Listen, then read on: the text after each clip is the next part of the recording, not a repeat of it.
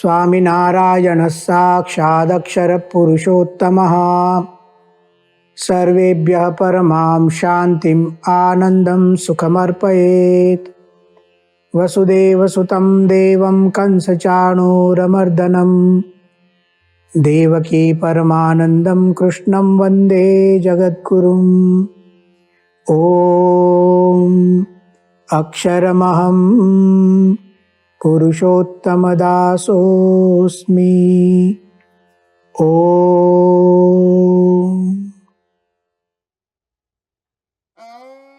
श्रीमद् भगवद गीता का सांख्य ज्ञान एक तत्व ज्ञान है। गूढ़ बातें होती हैं, सूक्ष्म चिंतन होता है, और इसीलिए जब इसका निरूपण करते हैं तो थोड़ा सा कठिन लगता है। तत्वज्ञान समझना हमेशा कठिन होता है, लेकिन फिर भी यदि हम थोड़ा समय निकालकर, थोड़ा धैर्य रखकर इन बातों को समझेंगे तो बहुत उपयोगी बात है, बहुत उपयोगी सिद्धांत है, मूलभूत सिद्धांत है।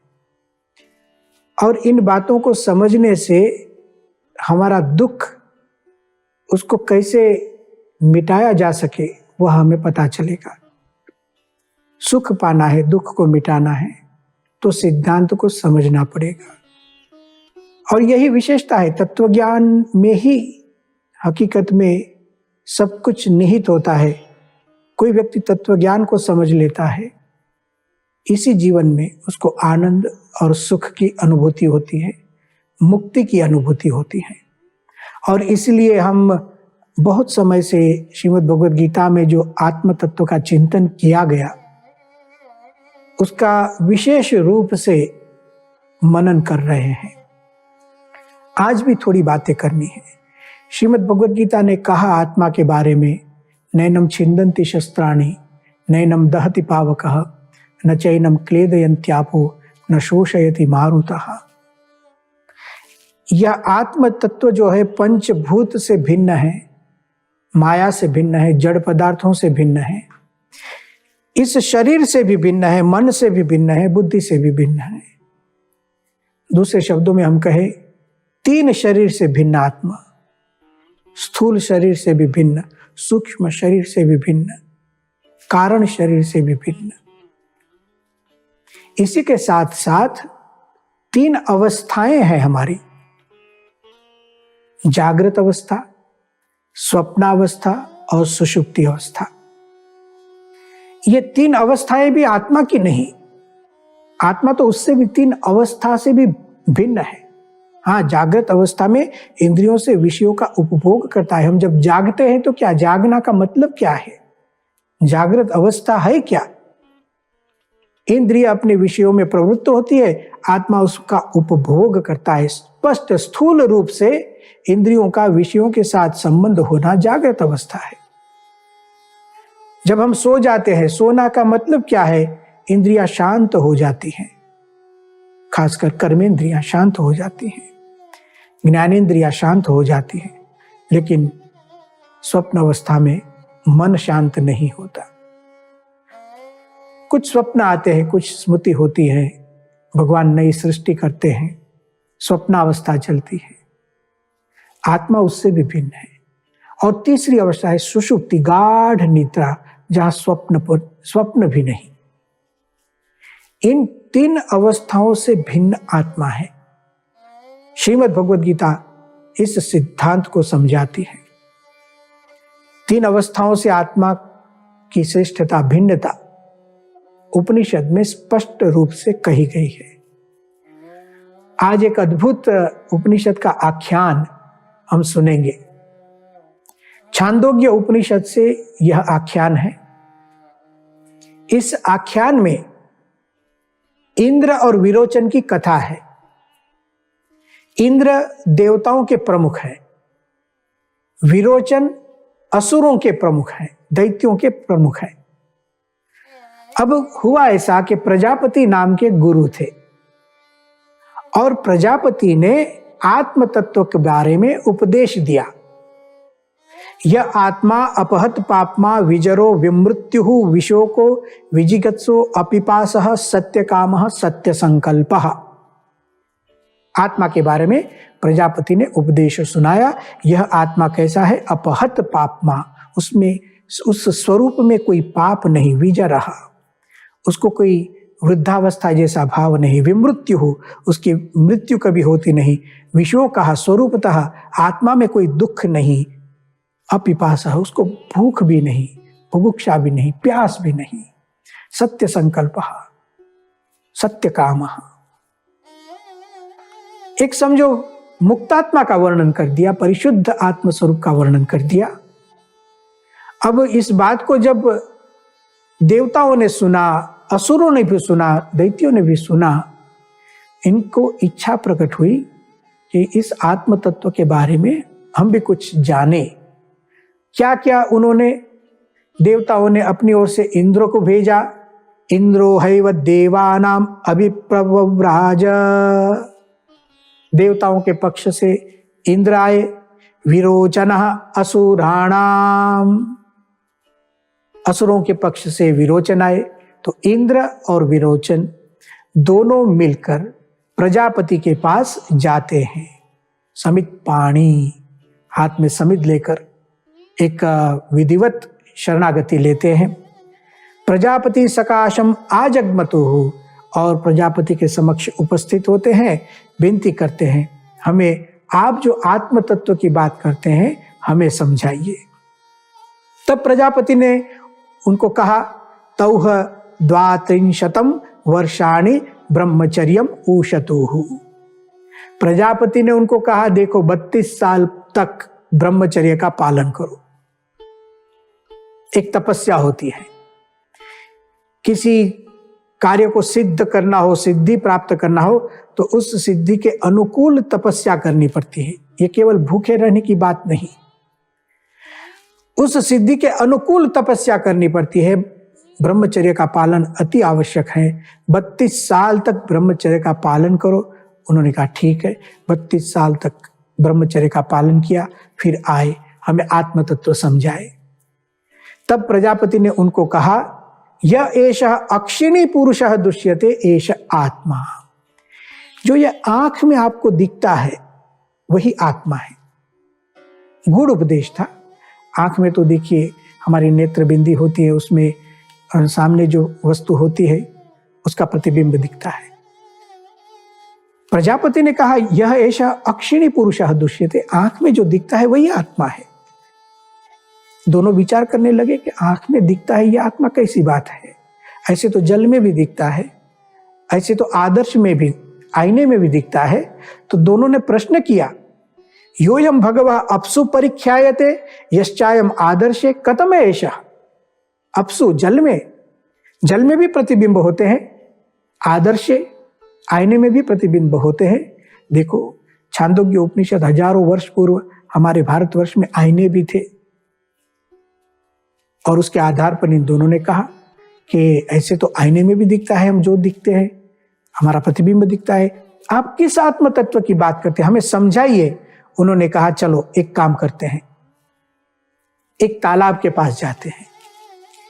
दोनों को लेकर जाते हैं और गुरु प्रजापति इंद्र और विरोचन को कहते हैं, उदशरावे आत्मानम अवेक्ष्य यदात्मन न विजानीथस तन्मे प्रब्रूतम।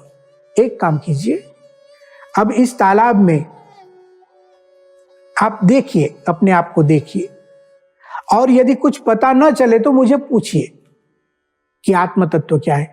दोनों ऐसे देखने लगे पानी में, अपना ही प्रतिबिंब दिखता था। दोनों ने देखा।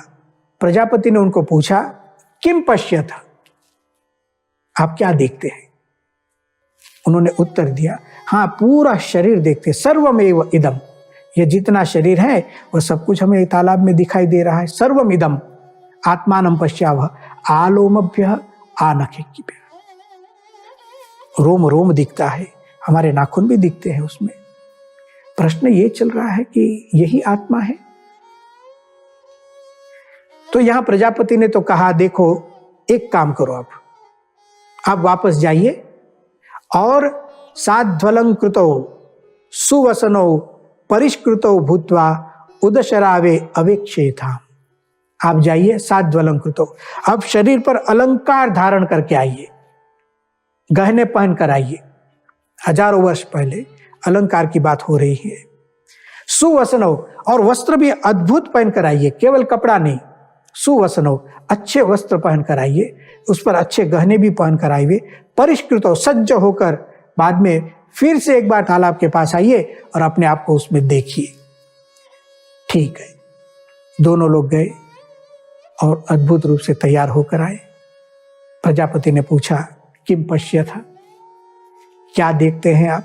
तो उन्होंने कहा, साध्वलंकृतो सुवसनो परिष्कृतो।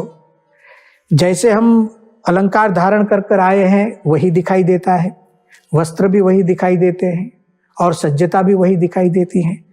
ठीक है, एष आत्मेति। प्रजापति ने कहा, बस यही आत्मा है। दोनों ने सुन लिया और वहां से निकल गए। तौह शांत हृदयो प्रव्रजतु, शांत हृदय होकर निकल गए। प्रजापति को चिंता हुई, अरे मैंने तो अभी समझाना शुरू किया है और ये दोनों तो शांत हृदय हो गए, और उसमें भी जो विरोचन था वो तो असुरों के पास पहुंच गया कि क्या आत्मा है, मुझे पता चल गया, यह जो शरीर दिखता है वही आत्मा है। इस शरीर से भिन्न कोई आत्मा नहीं। जो प्रत्यक्ष प्रमाण दिखता है, नजरों से जो देखा जाता है वही आत्म तत्व है, उससे अतिरिक्त कोई सूक्ष्म ऐसा कोई तत्व नहीं है। ऐसा ज्ञान लेकर विरोचन तो असुरों की सभा में चला गया और वहां जाकर अनाउंसमेंट भी कर दी, यह शरीर ही आत्मा है, देह ही आत्मा है, शरीर की ही पूजा करो, देह की ही पूजा करो, आत्मा नाम की अतिरिक्त कोई वस्तु नहीं है। प्रजापति को चिंता हो गई, अनुपलभ्य आत्मानम अननुविद्य ते परा भविष्य। इन लोगों ने, मुझे तो और बताना बाकी है, चले गए ये लोग। अननुविद्य, यथार्थ ज्ञान नहीं होगा, अनुपलभ्य, आत्मा की उपलब्धि नहीं होगी। लेकिन हुआ क्या, असुरों की सभा में विरोचन तो चले गए, इंद्र को प्रश्न हुआ। इंद्र ने सोचा कि ये ठीक नहीं लगता है कि जो शरीर है वही आत्मा है, जो दिखता है वही आत्मा है। बहुत चिंतन किया, ये मुझे ठीक नहीं लगता है। वो वापस आते हैं और प्रजापति को कहते हैं, मुझे कुछ शंकाएं हैं, नाहमत्र भोग्यम पश्यामि, मुझे ये ठीक नहीं लगता है। प्रजापति खुश हुए, भूयो अनुव्याख्यास्यामि, मैं तुझे बताऊंगा, ठीक से बताऊंगा आत्म तत्व क्या है, लेकिन मुझे अच्छा यह लगा कि आप वापस आए। विरोचन तो गए सो गए, वापस ही नहीं आए। आप वापस आए, मैं समझाऊंगा, लेकिन एक काम करना पड़ेगा। वस अपराणी 2-3 वर्षाणी, और 32 साल तक तपस्या करनी पड़ेगी, इसको समझने में देर लगेगी। ठीक है, हम ऐसा करते हैं। 32 साल तक इंद्र पुनः तपस्या करते हैं। फिर जाकर के प्रजापति ने कहा, देखो, जो स्वप्न में दिखाई देता है वही आत्मा है। स्वप्न में एक स्वप्न सृष्टि होती है, आत्मा जब स्वप्न देखता है तो स्वप्नमय बन जाता है। तो यह स्वप्ने मह्यानश्चरति स आत्मा, जो स्वप्न में दिखाई देता है वही आत्मा है।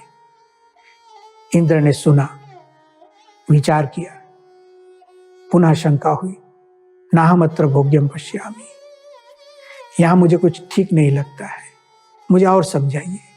प्रजापति कहते हैं, और 5 साल तपस्या कीजिए। फिर से 5 साल निकालते हैं मनन चिंतन में, क्या बताया उसको समझने में। फिर क्या हुआ, प्रजापति ने इंद्र को कहा, जहां स्वप्न भी नहीं है, ऐसी जो अवस्था जिसको हम सुषुप्ति कहते हैं, सुषुप्ति, सुप्ति सो जाना, सुषुप्ति गाढ़ निद्रा, जहां स्वप्न भी नहीं, कुछ नहीं, उसको सुषुप्ति कहते हैं। प्रजापति ने कहा जो सुषुप्ति का अनुभव है वही आत्मा है। इंद्र ने विचार किया यह भी मुझे ठीक नहीं लगता है। नात्र अहम भोग्यम पश्यामि, मुझे और समझाइए आत्मा क्या है। देखिए प्रजापति क्या करते हैं, जागृत अवस्था जो स्थूल शरीर में अनुभव होता है, देखना इत्यादि, वहां से लेकर स्वप्न अवस्था, वहां से लेकर सुषुप्ति अवस्था, ऐशा आत्मा करते करते ऊपर उठाते जाते हैं। और फिर अंत में सुषुप्ति से भी पर क्या है ऐसे इंद्र ने पूछा। तब जाके प्रजापति ने उनको कहा मघवन मर्त्यम वाइदम शरीरम आत्म मृत्युना। हे इंद्र, जो इस शरीर की बात है, जिस शरीर में रहकर जागृत, स्वप्न और सुषुप्ति इन तीन अवस्थाओं को भोगता है यह आत्मा, यह शरीर तो मर्त्य है, वो मर जाने वाला है, तो यह अवस्थाएं भी चली जाएगी, शरीर के साथ शरीर चले जाएगा, अवस्थाएं भी चली जाएगी। तो जैसे तीन शरीर से भिन्न आत्मा है, उसी तरह से तीन अवस्थाओं से भी भिन्न आत्म तत्व है। श्रीमद् भगवद गीता इसी आत्मा के बारे में कहती है, न जायते म्रियते वा नायम भूत्वा भविता वा न भूयः अजो नित्यः शाश्वतोयम पुराणो न हन्यते हन्यमाने शरीरे। ऐसे अद्भुत रूप से एक आत्मविचार सांख्य ज्ञान में आता है। यह आत्मविचार जैसे हमने पहले किया केवल आत्मविचार तक सीमित नहीं है, केवल आत्म, अब आत्म तत्व से भी उठकर आगे जाता है। इस आत्म तत्व में ब्रह्म की भावना की बात भगवद गीता करती है और एक विशिष्ट तत्व ज्ञान का जन्म होता है। आत्मा से भी श्रेष्ठ तत्व है अक्षर ब्रह्म, और अक्षर ब्रह्म से भी श्रेष्ठ तत्व है पर ब्रह्म, जो भगवद गीता में वर्णित किया गया। आत्म तत्व से श्रेष्ठ अक्षर ब्रह्म तत्व 8वें अध्याय में। किम तद ब्रह्म, अर्जुन का प्रश्न, अक्षरम ब्रह्म परमम, भगवान श्री कृष्ण का उत्तर। और इस अक्षर ब्रह्म से भी परे परमात्मा पुरुषोत्तम पर ब्रह्म, अक्षरादपि चोत्तम, ऐसे कहकर भगवद गीता में कहा गया। भगवद गीता क्या समझाती है, देखिए, पूरा क्रम समझने को प्रयत्न कीजिए। सबसे पहले कहा इंद्रियों से मन पर है, मन से बुद्धि और बुद्धि से आत्मा श्रेष्ठ पर, अर्थात इस शरीर से भिन्न आत्मा, अर्थात इंद्रियों से भिन्न आत्मा, मन से भिन्न आत्मा, बुद्धि से भिन्न आत्मा। पहले भेद समझाया, हम क्या नहीं है वो समझाया। हम शरीर नहीं है, हम इंद्रियां नहीं है, मेरी आत्मा इंद्रियां नहीं है। बुद्धि एक साधन है, मन एक साधन है। मैं तो बुद्धि से भी भिन्न हूं, मन से भी भिन्न हूं, इंद्रियों से भी भिन्न हूं। मैं क्या नहीं हूं यह पहले समझाया। फिर क्या है, मैं आत्मा हूं, अछेद्य, अजर, अमर, सुखरूप, सत्तारूप, ज्ञान रूप, मैं आत्मा हूं। अब क्या है वह तो समझाया। उससे आगे इसी आत्म तत्व में ब्रह्म की भावना करनी सिखाती है भगवद गीता। श्रीमद् भगवद गीता में आत्मा में ब्रह्म की विभावना करो, आत्मा को ब्रह्म रूप से देखो। ऐसा ब्राह्मी स्थिति पार्थ, भगवद गीता का शब्द, 2 अध्याय। 3 अध्याय में अध्यात्म चेतसाय से 3 अध्याय के 30वें श्लोक में कहा आत्मचिंतन कैसे करना है। अध्यात्म चेतसा, मैं ब्रह्म हूं, मैं अक्षर हूं, मैं ब्रह्म हूं। और इसीलिए 4थे अध्याय में यही ब्रह्म विद्या सिखाई है। आत्मा में ब्रह्म की भावना करो। ब्रह्मार्पणम ब्रह्म हविः ब्रह्माग्नौ ब्रह्मणाहुतम ब्रह्मेव तेन गंतव्यम ब्रह्म कर्म समाधिना। आत्मा को अक्षर समझो, ब्रह्म समझो। यह हमारी सत्य, यह सच्ची आइडेंटिटी है। मैं कौन हूं? मैं आत्म तत्व हूं, मैं ब्रह्म तत्व हूं। ब्रह्म तत्व हूं से मतलब ब्रह्म के जो गुण हैं, निर्विकारिता, त्रिगुणातीतता, सुखमय, ऐसी मेरी आत्मा है। ऐसे विभावना, ब्रह्म के गुण का चिंतन करने से हमें लगता है कि मैं भी ब्रह्म हूं। श्रीमद् भगवद गीता के 5वें अध्याय में बहुत स्पष्ट रूप से आत्मनिष्ठा पर ब्रह्मनिष्ठा का संस्कार किया गया है। 5वें अध्याय के 21वें श्लोक में भगवान श्री कृष्ण कहते हैं, स ब्रह्म योग युक्तात्मा सुखम अक्षयम अश्नुते। जो आत्मा ब्रह्म के योग से युक्त होती है उसको अक्षय सुख मिलता है। केवल आत्मनिष्ठा नहीं, आत्मा पर संस्कार कीजिए ब्रह्मनिष्ठा का। मैं ब्रह्म हूं, मैं अक्षर हूं। ऐसी ही बात आप देखेंगे 6वें अध्याय में, जहां योगी का निरूपण है, योग साधना का निरूपण है। स योगी ब्रह्मभूतः, ऐसा शब्द प्रयोग है, ब्रह्मभूतः। केवल आत्मभूतः नहीं, आत्मा से उठकर उस आत्मा में ब्रह्म की भावना, ब्रह्मभूतः। आप जाएंगे 14वें अध्याय में, जहां गुणातीत की बात है। आत्मा गुणातीत तो है ही, सत्वगुण रजोगुण तमोगुण से परे, उससे भिन्न यह आत्मा। लेकिन भगवद गीता में फिर एक संस्कार किया ब्रह्म का, 3 गुणान समतीत्य ब्रह्म भूयाय कल्पते। 3 गुण से पर इस आत्मा में ब्रह्म के गुण आते हैं। उसी को 18वें अध्याय में कहा, ब्रह्मभूतः प्रसन्नात्मा न शोचति न कांक्षति समः सर्वेषु भूतेषु मद्भक्तिम लभते परा। जो आत्मा ब्रह्मभूत होती है, अर्थात ब्रह्म गुण के वैभव से युक्त होती है, उसे भगवान की पर ब्रह्म की भक्ति का अधिकार मिलता है। भगवान के तो हम दास हैं, तो भगवान की भक्ति दास भाव से जब हम करना चाहते हैं तो उसकी योग्यता कहां से आती है? ब्रह्म भाव में से। श्रीमद् भगवद गीता में इस तरह एक तत्वज्ञान दिया है, गूढ़ तत्वज्ञान है, शांति से समझना पड़ता है। लेकिन एक अद्भुत क्रम, इंद्रियों से लेकर आप देखिए एक ही शरीर में, अब हमारा जो शरीर जो जन्म भगवान ने दिया, जो जीवन हम जी रहे हैं, उसमें यदि विचार करें तो एक बाह्य जगत है, और पूरे बाह्य जगत में से जब हम हमारी वृत्ति को खींचकर यहाँ अंदर लाते हैं तो हमारा शरीर दिखता है, और अंदर जाते हैं तो इंद्रियां दिखती है, ज्ञानेंद्रिय और कर्मेंद्रियां, और अंदर जाते हैं तो मन की अनुभूति होती है, और अंदर जाते हैं तो बुद्धि की अनुभूति होती है, और अंदर जाते हैं तो आत्म तत्व की अनुभूति होती है। उसी आत्म तत्व में ब्रह्मभूतः, ब्रह्म की विभावना, और फिर ब्रह्मरूप जो आत्मा है उसमें परमात्मा की भक्ति करने से एक भगवान का साक्षात्कार इसी आत्मा में। इसी को भगवान स्वामीनारायण ने कहा है आत्मनिष्ठा की उत्तम दशा। यही सत्यार्थ में, सच्चे अर्थ में आत्मनिष्ठा है। तो जब भी अपने आप का चिंतन करें तो केवल मैं आत्मा हूं, मैं आत्मा हूं, इतना ही न भूले। हाँ, मैं आत्मा तो हूं ही, बहुत बड़ी बात हो गई है। उससे भी बड़ी बात, मैं आत्मा हूं, मैं अक्षर हूं, मैं ब्रह्म हूं, और परब्रह्म मुझ में निवास करते हैं, भगवान मेरे साथ है। इसलिए हमारे गुरुदेव परम पूज्य महंत स्वामी जी महाराज ने जो साधना मंत्र दिया है, अक्षरम अहम पुरुषोत्तम दासोस्मि, यह हमारी आइडेंटिटी है। मैं अक्षर हूं और भगवान का दास हूं। कोई हमें पूछे आप कौन है, तो कहना मैं अक्षर हूं। इस तरह यदि कोई व्यक्ति अपने आप को समझे, अपने आप का परिचय प्राप्त करे, उसको जीवन में बहुत लाभ होता है। सुख का लाभ, शांति का लाभ, दुख का निवारण हो जाता है, अशांति चली जाती है। ऐसी अद्भुत बातें भगवत गीता में की हैं। और भी बातें सांख्य ज्ञान में भगवान श्री कृष्ण अर्जुन को समझाते हैं, वह हम इसके बाद के व्याख्यान में देखेंगे। ओम शांति ही शांति ही शांति।